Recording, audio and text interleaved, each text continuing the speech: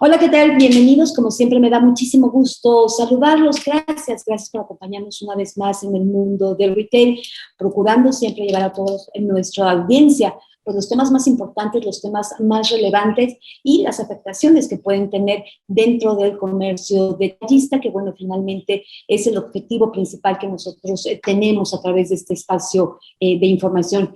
Y hoy me da muchísimo gusto tener y celebro mucho la presencia esta tarde de Mónica Leñero. Ella es la directora de Enlace Legislativo de ANTAD y bueno, pues muy puntual en todos los temas de seguimiento que se llevan justamente con el poder legislativo. Mónica, agradezco mucho de verdad que nos acompañes esta tarde, es para nosotros un gusto.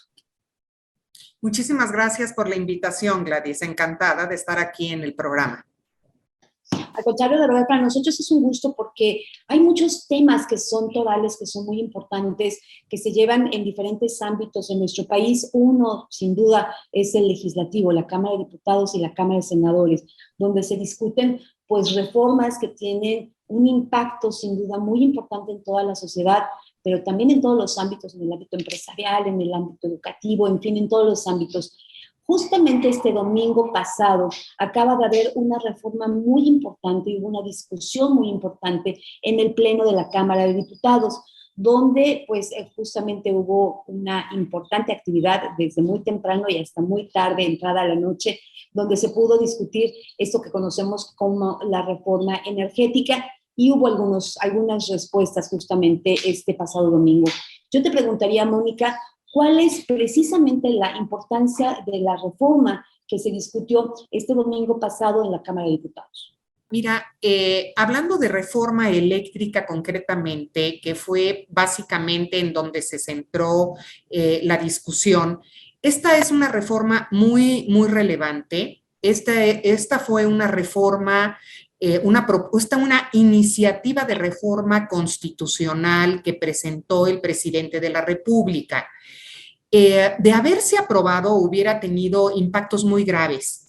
Podría haber incrementado el costo de la electricidad porque hubiera privilegiado la generación de la generación eléctrica de la Comisión Federal de Electricidad, que es más cara que la que produce el sector privado y que quería obligar a las empresas, esta iniciativa, a comprar la energía a la Comisión Federal de Electricidad a precios más altos. Y si fuera así, con precios más altos, pues obviamente esto hubiera generado presiones inflacionarias y el incremento en el precio de los productos. Por eso esta reforma hubiera generado un gran impacto. Esto hubiera tenido, este mayor costo terminaría pagándolo el consumidor, porque al haber incrementado, o si se hubieran incrementado las tarifas, esto también habría significado menores servicios. Es decir, si el gobierno hubiera querido subsidiar a la Comisión Federal de Electricidad para que tuviera los recursos para la energía o para las inversiones que requiere, hubiera tenido que tomar el dinero pues de los programas sociales de salud o de seguridad o de educación, o sea, es decir, hubiera tenido que reorientar el pago para justamente llevarlo a pagar una energía más cara. Es decir, el subsidio de CFE hubiera generado un boquete en las finanzas públicas que tendría que quitárselo a otros programas sociales o finalmente incrementando los impuestos. Es decir, si el gobierno no quiere aumentar las tarifas porque se había comprometido el gobierno a que a pesar de que está produciendo y produce la CFE con precios más altos, y si se compromete a no incrementar las tarifas, entonces o tiene que incrementar impuestos, o tiene que contratar deuda, o tiene que tomar el dinero de otra parte de programas para poder conservar digamos, las mismas tarifas del precio de la electricidad. O sea, sí, en definitiva hubiera tenido un gran impacto, de haberse aprobado esta reforma, hubiera tenido un gran impacto, Gladys. Completamente de acuerdo contigo, Mónica. Yo sé que además la expectativa social fue muy grande. Toda la gente estaba pues muy pendiente de lo que estaba ocurriendo porque pues con antelación hubo avisos de movilizaciones, de que se iban a cerrar calles, en fin, se iba a ser un gran evento en todos los sentidos, no solamente de afectación social, sino también pues, de movilización, de seguridad, tema político, en fin. Y mucha gente estaba a la expectativa de todo lo que fue esa discusión, que además fue en un día inusual. Los domingos habitualmente no es un día de sesiones para el Pleno de la Cámara de Diputados, y bueno, pues se abrió esta sesión en un día domingo y además en un domingo festivo en el calendario. Fue la votación el resultado que se esperaba. Vamos, al final, cuando iban saliendo los votos y se iban contabilizando, y ya estaban los últimos votos y se iban anunciando cómo estaba la votación, ¿realmente esperábamos esto? Tienes razón en comentar, primero, que era un día realmente feriado, era parte de la, digamos, de la Semana Santa, el fin de Semana Santa.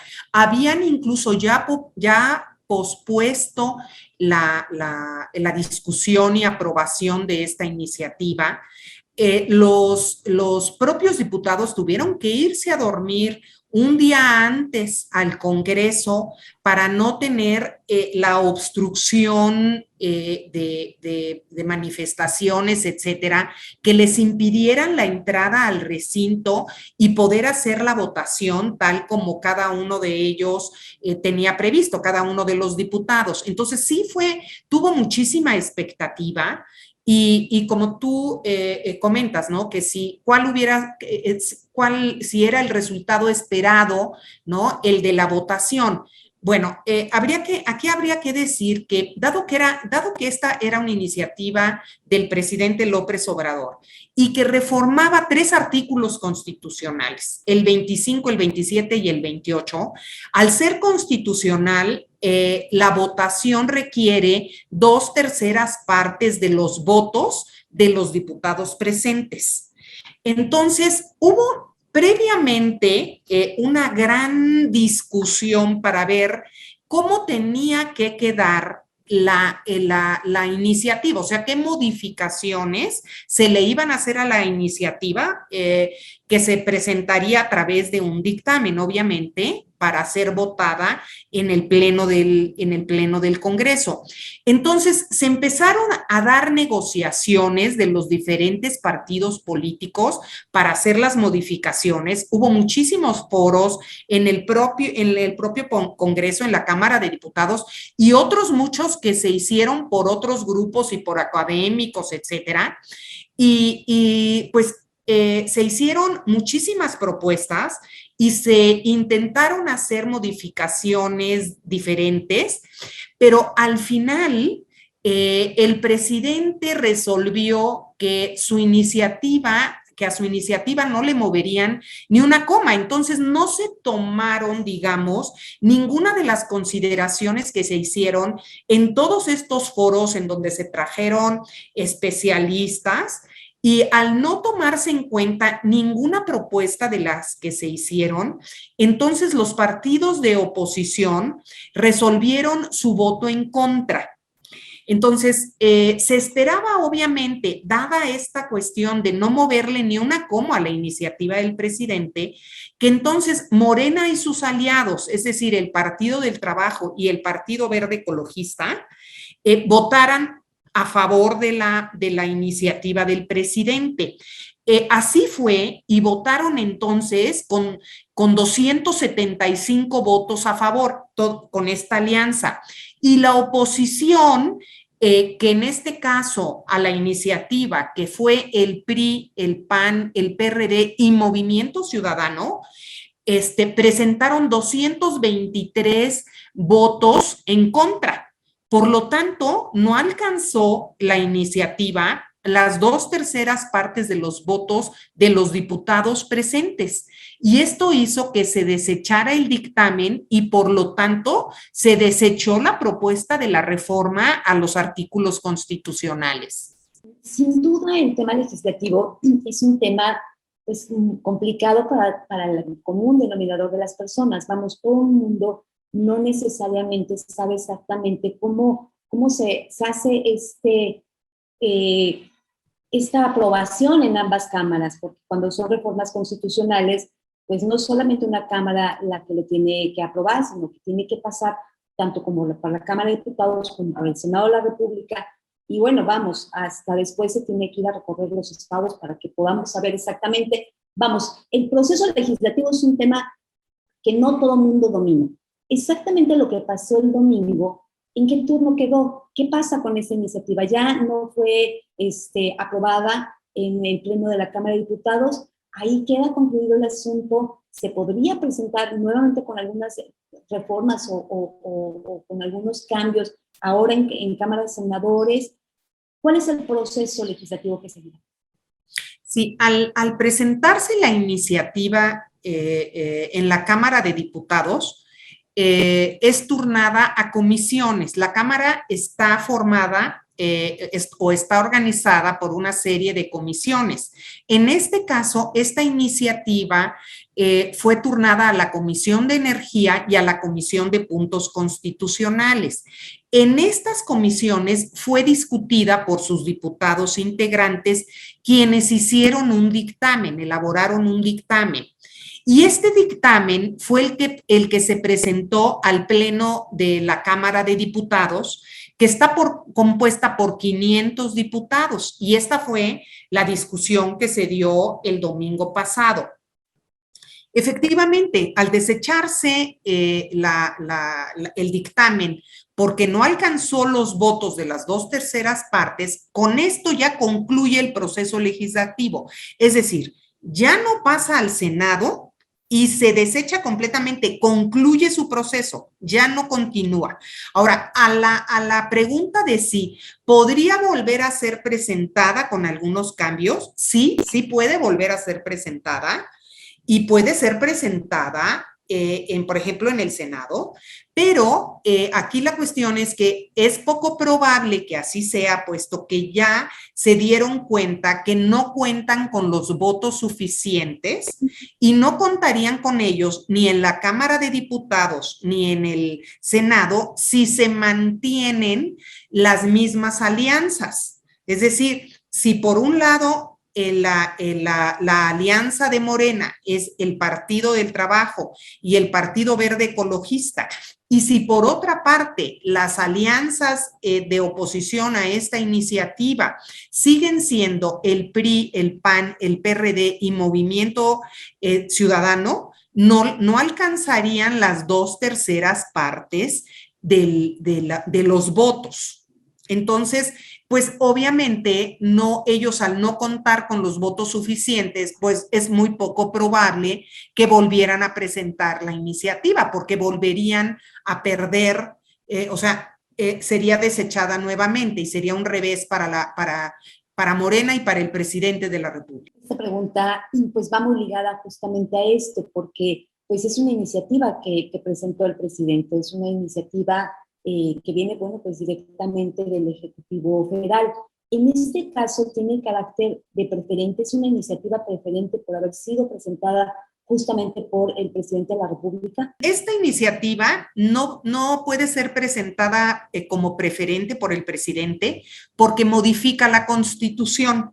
Entonces, al modificar la Constitución, no puede ser una iniciativa preferente, porque además, primero porque así lo establece la ley, pero la iniciativa preferente lo que busca es que cuando el Ejecutivo Federal la presenta en la apertura de cada periodo ordinario de sesiones, que es cuando se puede presentar la iniciativa preferente, es para agilizar cualquier proyecto que se presente por considerarse primordial o prioritario para la nación. Pero como es una reforma constitucional, no puede ser preferente. Necesariamente esta reforma que ha generado tanta expectativa y que, bueno, pues ya ha quedado desechada, a mí me gustaría conocer un poco más al respecto. ¿Cuáles eran los temas trascendentales? Si bien ya ahorita mencionabas algunos al inicio de este programa, de esta plática, ¿cuáles consideras tú que son los temas trascendentales de esta iniciativa? ¿Y por qué podría haber sido una buena iniciativa o por qué podría haber sido una mala iniciativa en relación a lo que estuviera reformando? ¿Era benéfica o era más perjudicial? Bueno, es que desde nuestro punto de vista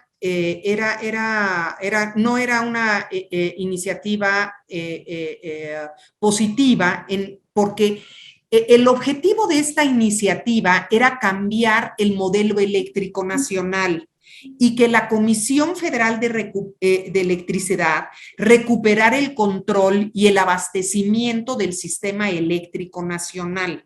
Era prácticamente, querían hacer de la CFE prácticamente un monopolio. Entonces, la iniciativa, para mencionar qué era lo que significaba, era, entre otros aspectos, eliminaba la Comisión Reguladora de Energía, la famosa CRE, que es la que garantiza el piso parejo entre competidores y evitar la arbitrariedad en las tarifas eléctricas. Es decir, la CFE actualmente compite y también compiten las otras empresas que producen energía, son competidoras. Y si tú hubieras querido eliminar a la CRE, pues entonces no hubieras generado ese piso parejo que requieren los competidores y así pues la CFE puede servirse sin ninguna contención o sin ningún límite. Y también querían reincorporar el Centro Nacional de Control de Energía, que se conoce como CENACE, a la CFE, o sea, querían reincorporarlo, y esto significa poner en sus manos el control de la red eléctrica y el despacho de la energía, que ese es uno de los temas, cómo se va a despachar la energía eléctrica, ¿no? De tal manera que se convertiría la generación, la distribución y el abastecimiento o la comercialización de electricidad, que hoy está abierta a la competencia, se convertiría en una actividad exclusiva de la nación y sería controlada por la Comisión Federal de Electricidad, lo que comentábamos hace un momento, o sea, prácticamente la CFE se convertiría en un monopolio. Así que con estas nuevas reglas, los generadores privados actuales de electricidad que hoy compiten para generar la energía o la electricidad y que lo hacen a un menor costo, solo podrían venderle la energía a la CFE y solamente podrían hacerlo al precio y a la cantidad que la CFE decidiera comprar. La iniciativa pretendía que el sector privado solo pudiera participar con un 46% de la generación de la energía, ¿no? Solo a ese mercado podrían acceder los privados, pero quedarían bajo la voluntad de la Comisión Federal de Electricidad. Es decir, los generadores de energía solo podrían venderle su energía a CFE al precio que la CFE decidiera. Y los consumidores solo podrían comprarle la energía a CFE a las tarifas que la CFE decidiera. Y por lo tanto, pues se cancelarían los actuales permisos de generación de energía eléctrica y los contratos de compraventa en el sector privado. O sea, al día siguiente de la aprobación de la reforma, todas las plantas que actualmente de generación privada que actualmente generan esa energía, al día siguiente carecerían del permiso para poder producir electricidad. Y pues con esto, pues estás cancelando esa inversión.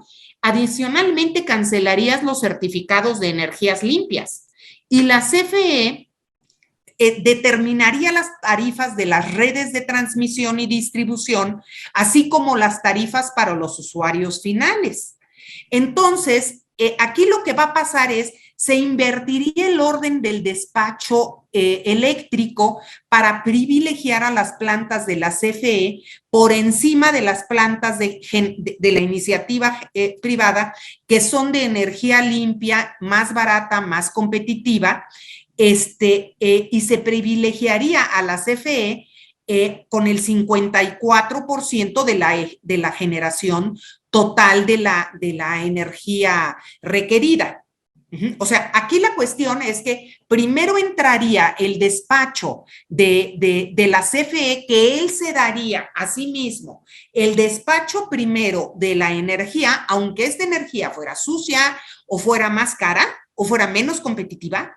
Primero la CFE determinaría que entraría su energía sucia y esa sería la que nos venderían, y luego ya la CFE compraría hasta un 46% la energía del sector privado. Pero todo esto lo iba a decidir la CFE, porque la CFE tendría el control del mercado pues con esta reforma. ¿Cómo estábamos vislumbrando esta reforma? ¿No? Pues es que considerábamos que afectaba la competitividad nacional, ¿sí? O sea, México necesita energía a precios competitivos. Esto, pues, ayuda a incentivar el desarrollo del país y la generación de empleos, porque, bueno, nuestro país, nuestros productos y nuestro país tiene que competir en el ámbito internacional también. ¿Y por qué? Porque nuestros productos compiten en México y compiten al ser exportados. Entonces, si la energía es más cara, pues esto afecta a los productos, obviamente, ¿no? Entonces, necesitamos una energía eléctrica para todos y a precios accesibles. Y la manera de lograrlo es apostarle a las energías limpias, a plantas modernas de generación de energía eléctrica, obviamente, y el desarrollo tecnológico en esta rama, ¿no? O sea, tenemos que tener la tecnología de punta también, ¿no? Y tener las inversiones para poder tener una energía competitiva, ¿no? Y los monopolios, como nosotros lo vemos, al prácticamente CFE convertirse en un monopolio, pues evitaría la competencia, y la competencia pues nos beneficia a todos los consumidores, ¿no? Porque de otra manera los monopolios implica que pues todos tengamos que pagar más. Lo que hace productivas a las empresas, y lo sabemos en el sector privado, pues es la competencia, ¿no? Todo el tiempo estar viendo cómo tu producto es mejor, cómo tu producto tiene mayor calidad y cómo tu producto puede competir en el mercado. Pues ¿para qué? Para que la gente lo compre, y para que lo puedas no nada más comprar en el mercado nacional, sino también poder exportar, ¿no? Aquí el Estado controlaría la rectoría del sector energético. O sea, esta iniciativa pretendía que la rectoría quedara en el Estado o en manos de la CFE, lo que obviamente podría y genera incertidumbre y puede generar posibles abusos, naturalmente, ¿verdad?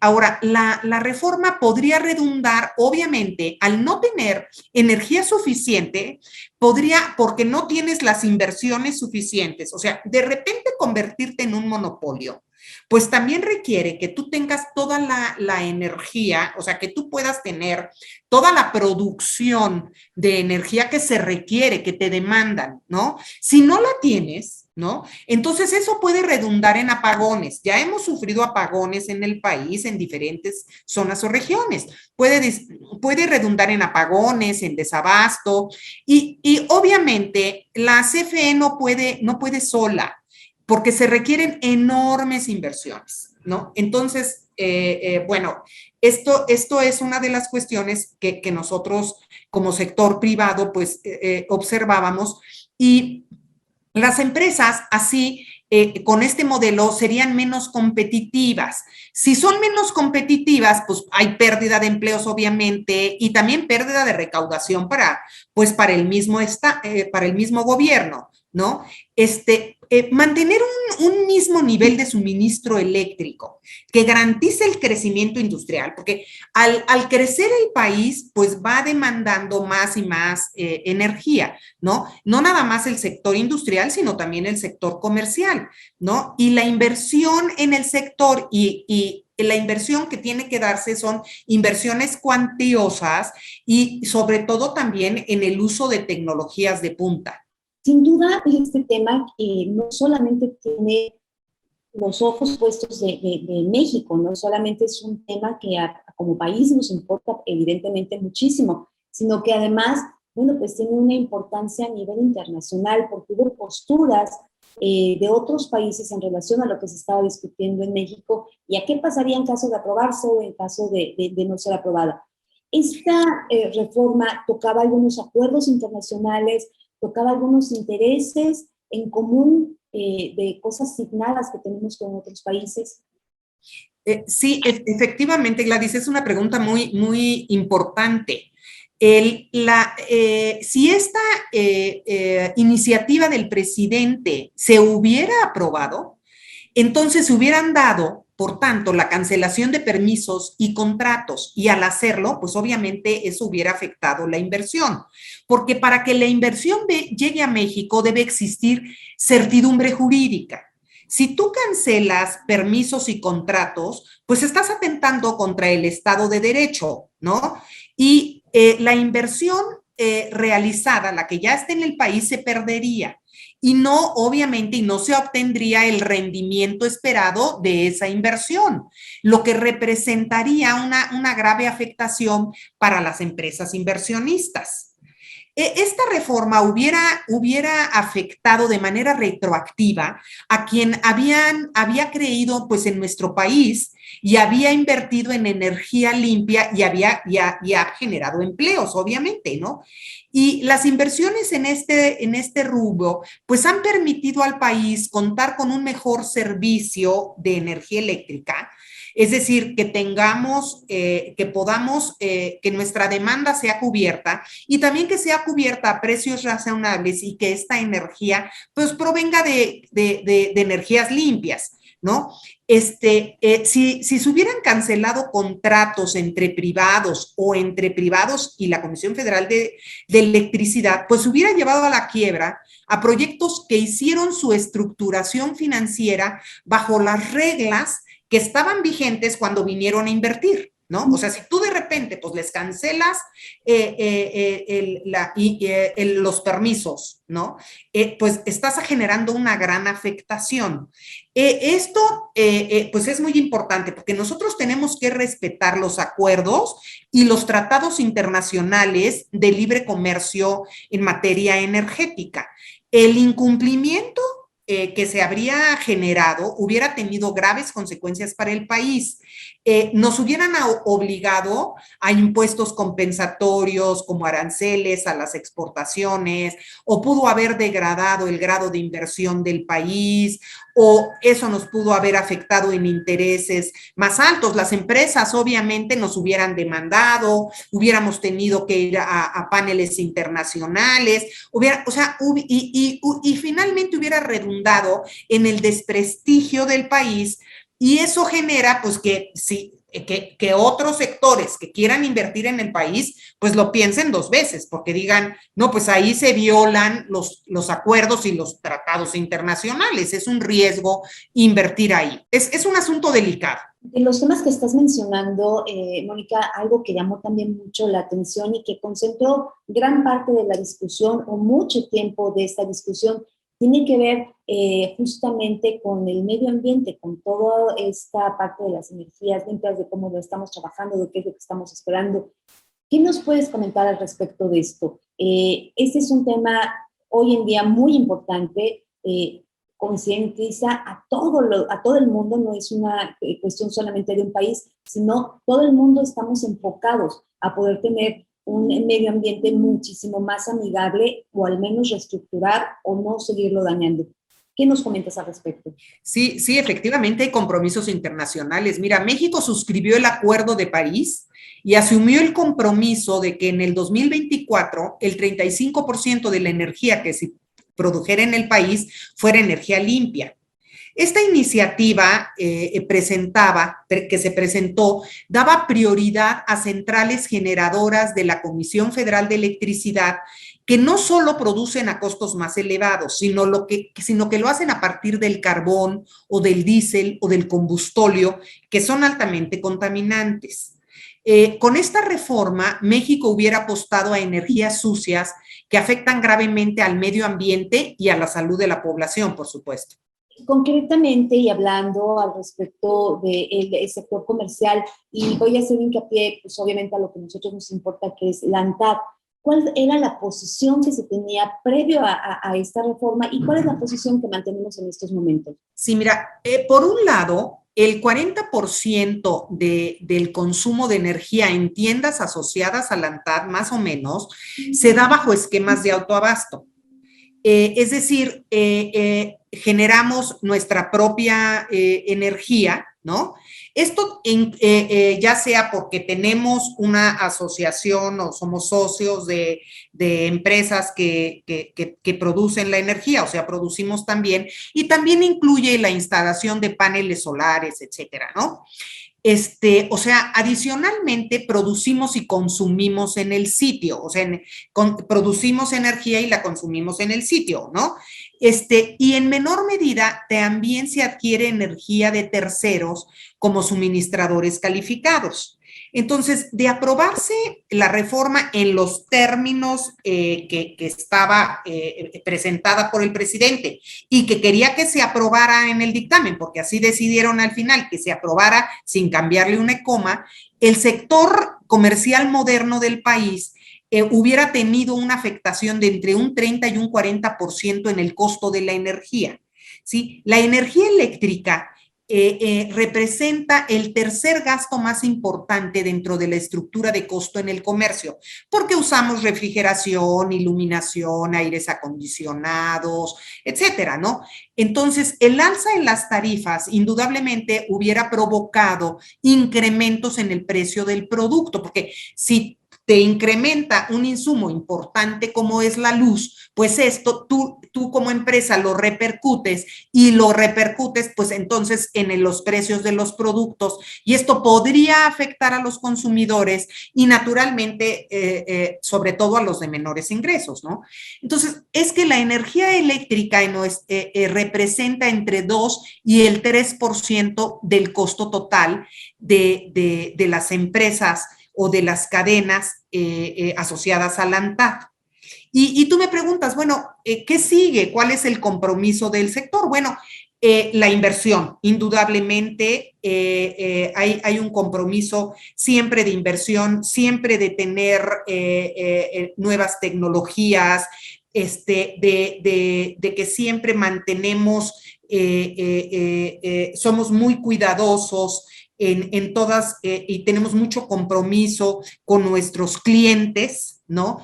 Y todas estas inversiones pues requieren un ambiente favorable para invertir y requieren certidumbre, en las reglas del juego, es decir, que no me cambies las reglas o no me cambies los marcos regulatorios de un momento para otro. El marco regulatorio tiene que ser predecible. Nuestro compromiso obviamente es cumplir la ley y apegarnos a un Estado de Derecho. Entonces, creo que en este caso, la ANTAD y sus asociados siempre han mostrado el compromiso con México y el compromiso con sus consumidores.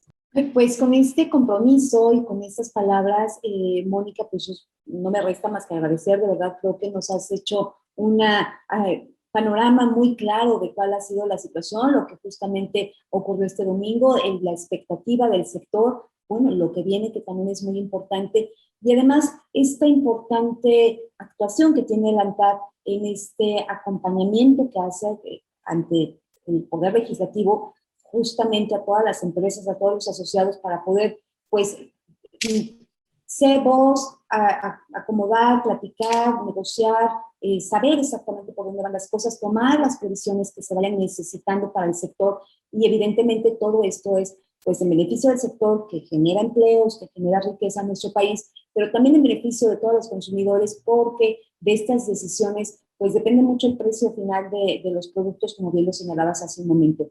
No sé con qué te gustaría cerrar, Mónica, qué te gustaría agregar. Pues obviamente fue muy importante que esta iniciativa en esos términos, pues no fuera aprobada y nuevamente, pues poder expresar el compromiso que tiene el sector comercial y en este caso el compromiso que tienen las cadenas de ANTAD con sus consumidores y con el país. Y agradecerte muchísimo esta entrevista. Muchísimas gracias. Al contrario, Mónica, muchísimas gracias a ti. De verdad, un tema muy interesante el día de hoy. Te agradezco porque, bueno, pues la agenda es complicada y además estos temas son muy importantes, muy relevantes y no siempre se puede tener esta coincidencia de espacio. Muchísimas gracias, de verdad, Mónica. Tanto gusto. Hasta luego, estamos atentos siempre. Muchísimas gracias por la entrevista. Gracias a ti, Mónica, y en especial gracias a usted que amablemente nos hace favor de sintonizarnos todos los miércoles del mundo del retail. Gracias, yo lo espero el próximo miércoles. Ya saben, nos vemos y nos escuchamos aquí a través de ANTAD Radio.